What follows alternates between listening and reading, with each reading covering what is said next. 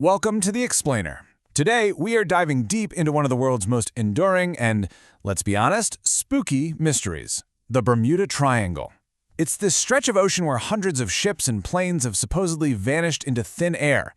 So, let's get into it.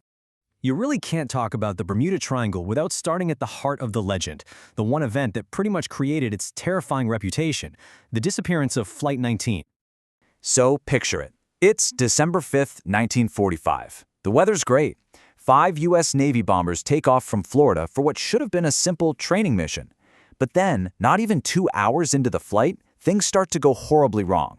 The flight leader radios in, totally confused. He says both his main compass and his backup have stopped working. He was completely lost. The weather started turning ugly, and he made a huge fatal error. He thought they were over the Gulf of Mexico, but they were actually way out in the Atlantic. This one chilling transmission says it all. We don't know which way is west. A little while later, all 5 planes and the 14 men on board were just gone. And here's the kicker. A search and rescue plane sent to find them, with 13 crew members, also vanished that exact same night. So yeah, just like that, this one baffling incident puts this patch of ocean on the map for all the wrong reasons, defining this huge and supposedly deadly part of the Atlantic. And we're talking about a huge area here, 500,000 square miles of open ocean.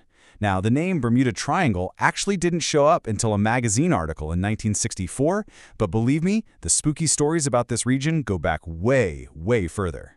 And Flight 19 was hardly the first strange thing that happened out there. Decades before, in 1918, the USS Cyclops, which was one of the biggest ships in the Navy, vanished on a totally calm day with 306 people on board. No SOS, no wreckage, ever found. It just disappeared. And then you get into the stories that are straight up terrifying, like something from a ghost movie. In 1881, the crew of the Ellen Austin supposedly found another ship just drifting, in perfect condition, but with nobody on board. So they put some of their own guys on it to sail it back. Well, a storm separates them, and when they find the ship again, you guessed it, it was completely empty. Again, the new crew was gone. I mean, it's an unbelievable story, right? But that's kind of the issue. Historians have dug around and found almost no credible proof that this Ellen Austin incident really happened. It looks more like a classic sailor's yarn, an urban legend. And that brings up the big question, where does the legend stop and the reality begin? So what if we put aside the aliens, the sea monsters, and the time warps for a second? What if the real answers are actually rational? Let's take a look at what the science has to say.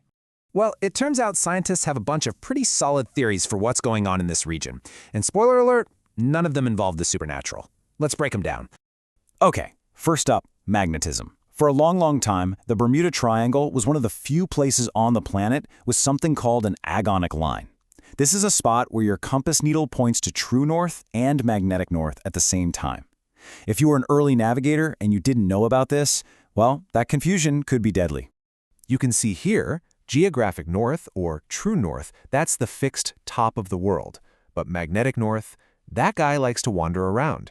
The agonic line where they meet also moves, but the fact that it used to be right in the triangle gives us a very real physical reason for the exact kind of compass problems that Flight 19 reported. Okay, next up, let's talk about the ocean floor itself. We think of the ocean as being super deep, but huge parts of the triangle are actually shockingly shallow. You see all that beautiful turquoise water on maps? Well, that's not just pretty, it's a warning sign. It means the water is shallow enough to hide reefs and shoals right under the surface, more than capable of ripping a hole in a ship. And of course, you can't forget the weather. This area has a nickname for a reason, Hurricane Alley. It's one of the most active spots on Earth for tropical cyclones and crazy storms that can pop up out of nowhere and easily swallow a ship or a small plane. All right, this last one is pretty wild, but it's totally possible from a physics standpoint. It's all about methane gas. The idea is that you could get a huge eruption of methane from the seafloor. This gas would make the water above it so bubbly and frothy that it would lose its density. Any ship unfortunate enough to be sailing right over it would lose all buoyancy and just sink like a rock, instantly, with no time to even send out a distress call.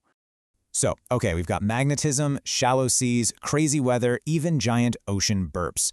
These are all pretty good explanations, but what if the biggest force at play here isn't in the ocean at all? What if it's in our heads? There's this thing called the Baader-Meinhof effect.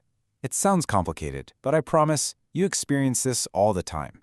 It's also known as the frequency illusion. Think about it like this. You just bought a new car. Let's say it's a red convertible. All of a sudden, what do you see everywhere? Red convertibles, right? The number of red convertibles on the road hasn't changed, but your brain is now switched on to notice them. Your awareness is what's changed, not reality. And that's the key right there. Once the idea of the Bermuda Triangle got into our heads, we all had our red convertible moment. We started paying way more attention to every accident that happened in that specific spot, while totally ignoring similar accidents happening all over the world. Which brings us to the official verdict. I mean, don't just take my word for it. NOAA, that's the National Oceanic and Atmospheric Administration, they've crunched the numbers. And their conclusion is pretty clear. When you look at the statistics, things don't go missing in the Bermuda Triangle any more often than they do in any other busy part of the ocean. And you know who else agrees? The people who actually have to go out and rescue ships and planes. The U.S. Coast Guard. They're even more direct about it. They say they don't even recognize the so-called Bermuda Triangle as a special hazard zone. To them, the accidents are just a mix of a lot of traffic and a lot of bad weather. Simple as that. So what about where it all started? That strange ball of fire that Christopher Columbus saw way back in 1492. Well, scientists are pretty sure he just saw a meteor burning up in the atmosphere. It would have been an incredible sight for sure, but definitely not a supernatural one. So when you boil it all down, the Bermuda Triangle isn't so much a mystery of geography as it is a mystery of psychology.